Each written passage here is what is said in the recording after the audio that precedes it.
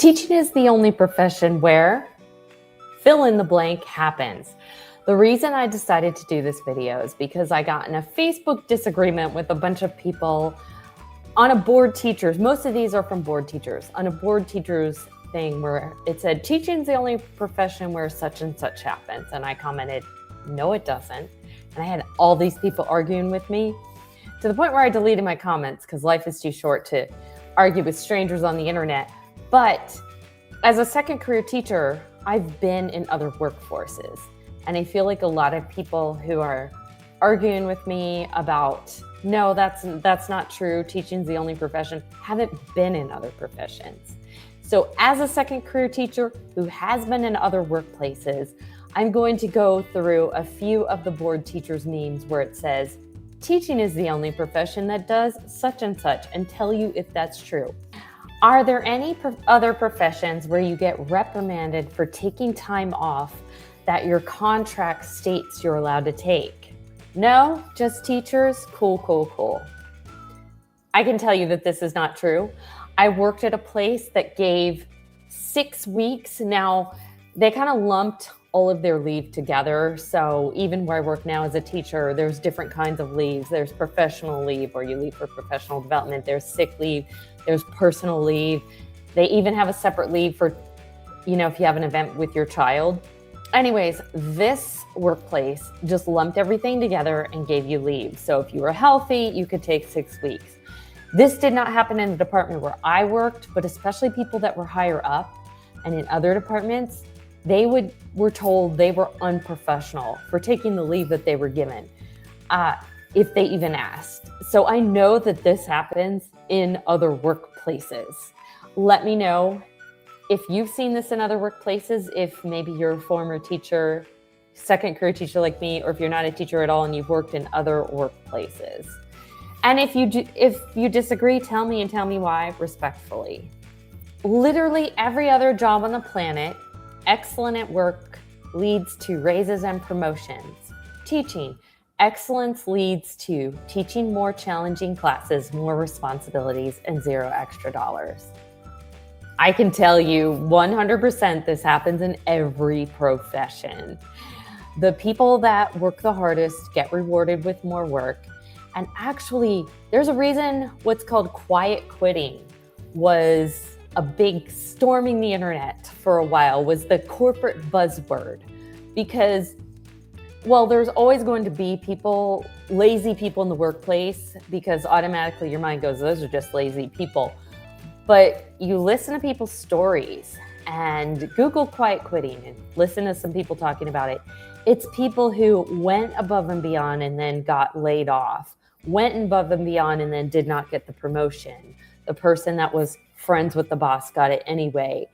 And I'm going to go, now, first of all, this is the one that I was talking about earlier where everyone was arguing with me. It was this exact one. They're like, nah, this doesn't happen. It's rare that it does happen. And I cited YouTube and Google, and people were like, well, you can't use those as citing sources because they're not always accurate. True, but just like with teaching, if a lot of people are saying it, you have to start thinking that's how it really goes. So this is work hard and no promotion. Look how many videos there are. There are a lot, which shows you, yeah, that doesn't mean, you can take everything as gospel on YouTube, but if a lot of people are saying it, that means a lot of people are experiencing it. No one wants to work, a promotion, all of these. Look at all these videos. There's a lot. So if a lot of people are talking about, a lot of people are experiencing it. Yeah. So I'm going to go back up to the top. Of course, in teaching, the next step would be to be an admin, and you have to have special schooling for that. Not everybody wants. I don't want to be an admin. But so this guy at the top, A Life After Layoff, I actually watch him on a regular basis. I was watching him when I was trying to decide if I wanted to go back into teaching or if I wanted to go into a different job. So he has advice like, you're never getting promoted. They have no intention of promoting you. Like sometimes if you're doing a great job at that job, they want you to stay in that job. Teaching. The only profession where taking a day off creates more work than actually showing up to work in the first place. For this one, I would say, yes, you are right this time. Teachers, you are right. If somebody out there has worked another profession where this is true, please let me know in the comments. But yes, usually you could just take a day off without having to worry about it. If you are in another profession, you don't have to worry about the sub plans. Are the kids getting what they need? Are they following the sub plans? Oh no, it's last minute. I have to get sub plans ready. So in this one, yes, teachers, you're right. It is the only profession that I know of. Let me preface it with that, just in case somebody comes back to me. I don't always get summers off, but when I do, it's awesome. Okay, so I want to address this one. And now as we speak, I just started winter break. Well, it's Saturday, so I guess technically Monday starts winter break, but I'm off for 2 weeks. Yay, amazing. So summers and winter breaks and other things. So this is true that only teachers, or not only teachers, anybody who works in the education field. So it could be bus drivers, school nurses, school counselors, but we get summers off.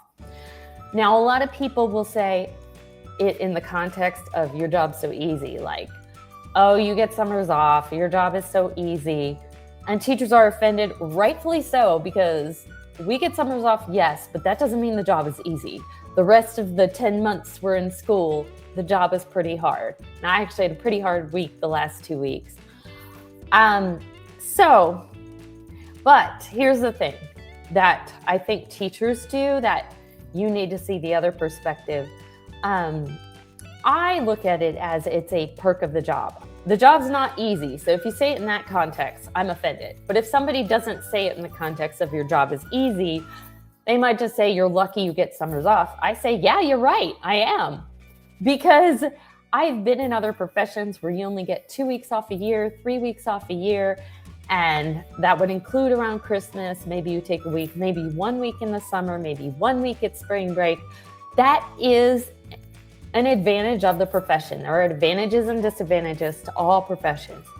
And an advantage of being a teacher or, working in education, we get summers off, we get a spring break, we get 2 weeks off for winter break, and that does not come out of our personal leave.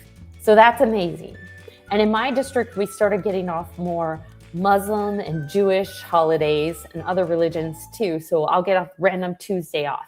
And since I don't celebrate that religion, for me, it's just a day off, which I like. Someone asked me, would you rather have more time in the summer or this random days throughout the year? I'd rather have the random days throughout the year and 1 week less in the summer, because in summer, they all just blur together. Whereas, I could use a random Tuesday off to schedule an appointment without having to take off. There's plenty of teaching jobs out there. If you think teachers are lucky because they have summers off, go apply and work for a school system. You'll get summers off too. Well, let me know if you agree, disagree with some of this list, your opinion, and I will see you next time. Bye, everyone. Merry Christmas.